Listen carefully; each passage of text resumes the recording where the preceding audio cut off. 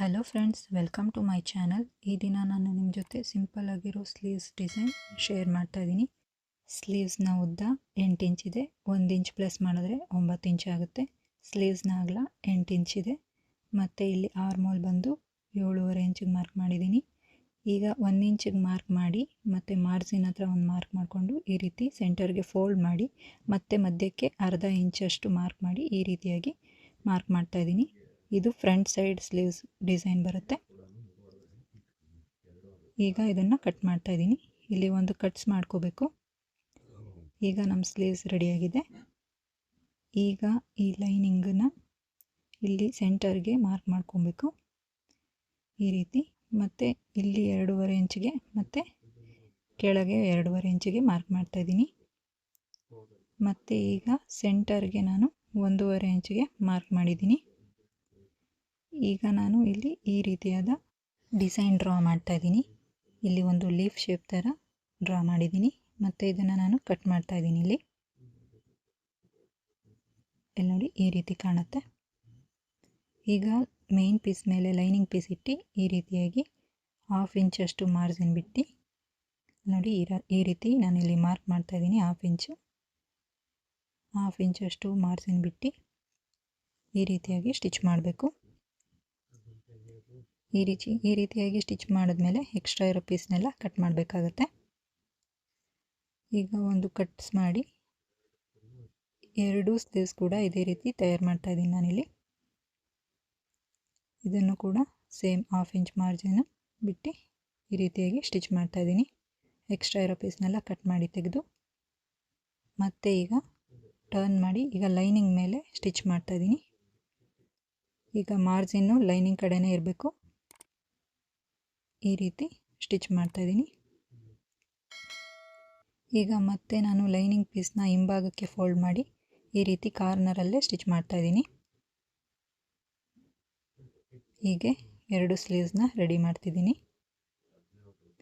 ಈಗ ಕಾರ್ನರಲ್ಲೇ ಸ್ಟಿಚ್ ಮಾಡ್ತಾ ಇದ್ದೀನಿ.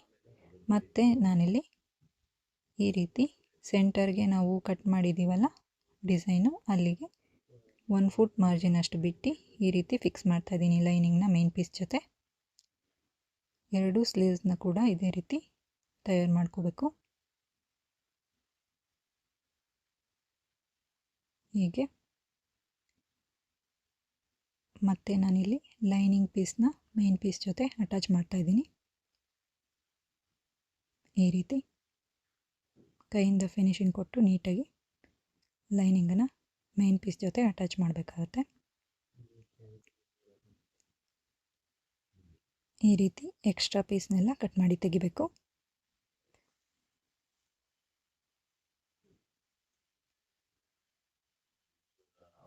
ಎಕ್ಸ್ಟ್ರಾ ಪೀಸ್ ತೆಗೆದಾದ್ಮೇಲೆ ಮತ್ತೆ ಸೆಂಟರ್ಗೆ ಈ ರೀತಿ ಕಟ್ ಮಾಡಿಕೊಂಡು ಈ ಶೇಪ್ ಏನಿದೆ ಆ ಶೇಪ್ ಪ್ರಕಾರ ನಾವು ಕಟ್ ಮಾಡಬೇಕಾಗತ್ತೆ. ಇಲ್ಲಿ ನೋಡಿ ಈ ರೀತಿ ಹೀಗೆ ಎಕ್ಸ್ಟ್ರಾ ಇರೋ ಪೀಸ್ನೆಲ್ಲ ನೀಟಾಗಿ ಕಟ್ ಮಾಡಿ ತೆಗಿಬೇಕು.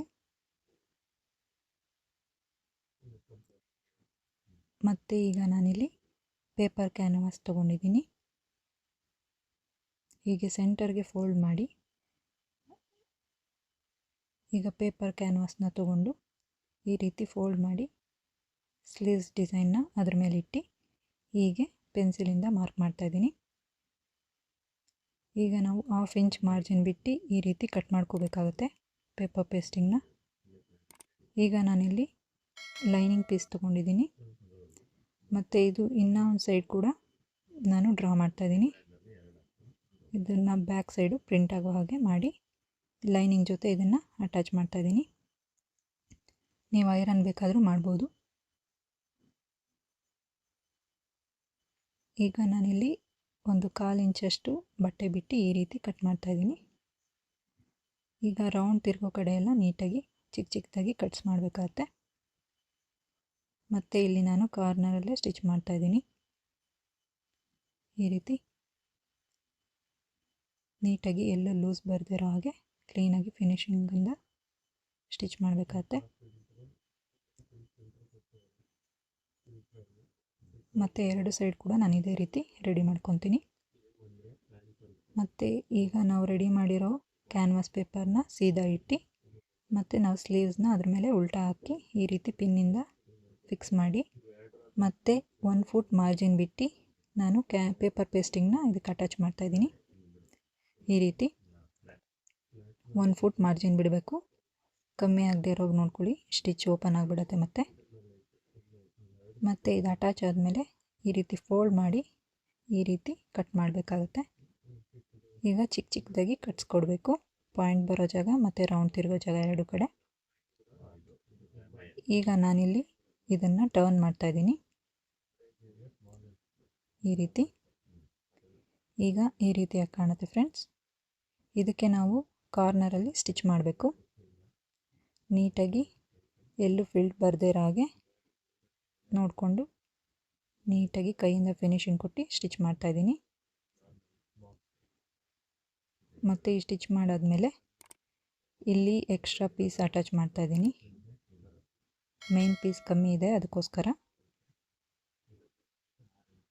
ಈಗ ನಾನು ಇದನ್ನು ಫಿಕ್ಸ್ ಮಾಡ್ತಾಯಿದ್ದೀನಿ. ಎಕ್ಸ್ಟ್ರಾ ಇರೋ ಪೀಸ್ನೆಲ್ಲ ಕಟ್ ಮಾಡಿ ತೆಗಿಬೇಕು. ಈಗ ನಾನಿಲ್ಲಿ ಈ ರೀತಿಯಾದ ಡಿಸೈನ್ ರೆಡಿ ಮಾಡ್ತೀನಿ. ಈಗ 2.5 ಇಂಚು ಉದ್ದ ಮತ್ತು 2.5 ಇಂಚು ಅಗಲದ ಪೀಸ್ ತೊಗೊಂಡಿದ್ದೀನಿ ಕಾಂಟ್ರಾಸ್ಟ್ ಕಲರಲ್ಲಿ. ಇದನ್ನು ಈ ರೀತಿ ಒಂದು ಪ್ಯಾಟರ್ನ್ ರೆಡಿ ಮಾಡ್ತಾಯಿದ್ದೀನಿ. ಇದು 2 ಸ್ಲೀವ್ಸ್ಗೆ ನಾನು ಈ ರೀತಿ ರೆಡಿ ಮಾಡ್ತಾಯಿದ್ದೀನಿ. ಎಕ್ಸ್ಟ್ರಾ ಇರೋ ಪೀಸ್ನೆಲ್ಲ ಕಟ್ ಮಾಡಿ ತೆಗೆದು ಈ ರೀತಿ ಪೆನ್ಸಿಲಿಂದ ನೀಟಾಗಿ ಶಾರ್ಪಾಗಿ ಬರೋ ಹಾಗೆ ಮಾಡಬೇಕು.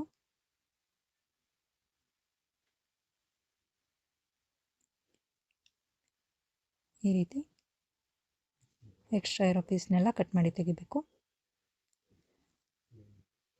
ಮತ್ತು ನಾನಿಲ್ಲಿ ಬೀಡ್ಸ್ ತೊಗೊಂಡಿದ್ದೀನಿ, ಕ್ರಿಸ್ಟಲ್ ಬೀಡ್ಸು ಮತ್ತು ಗೋಲ್ಡನ್ ಬೀಡ್ಸ್ ಎರಡೂ ತೊಗೊಂಡಿದ್ದೀನಿ. ಈಗ ಸೂಜಿ ದಾರದಿಂದ ಈ ರೀತಿಯಾಗಿ ಇಲ್ಲಿ ಸ್ಟಿಚ್ ಮಾಡ್ತಾಯಿದ್ದೀನಿ.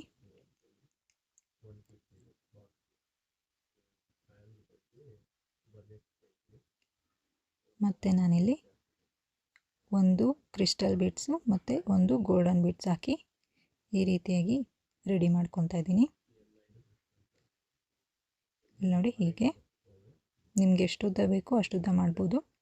ನಾನಿಲ್ಲಿ 4 ಮಾತ್ರ ಹಾಕಿದ್ದೀನಿ ಬೀಡ್ಸು, ಕ್ರಿಸ್ಟಲ್ ಬೀಡ್ಸು.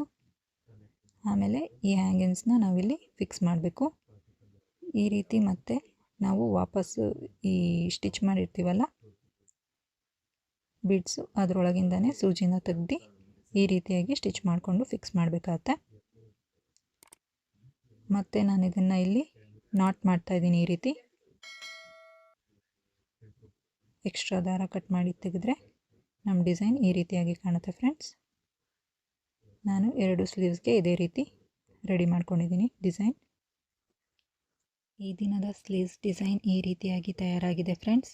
ಈ ಸ್ಲೀವ್ಸ್ ಡಿಸೈನ್ ಹೇಗಿದೆ ಅಂತ ಕಮೆಂಟ್ ಮಾಡಿ ಹೇಳಿ. ಇಷ್ಟವಾದರೆ ಲೈಕ್, ಶೇರ್ ಮಾಡಿ. ನಮ್ಮ ಚಾನಲ್ನ ಸಬ್ಸ್ಕ್ರೈಬ್ ಮಾಡೋದು ಮರಿಬೇಡಿ. ಧನ್ಯವಾದ.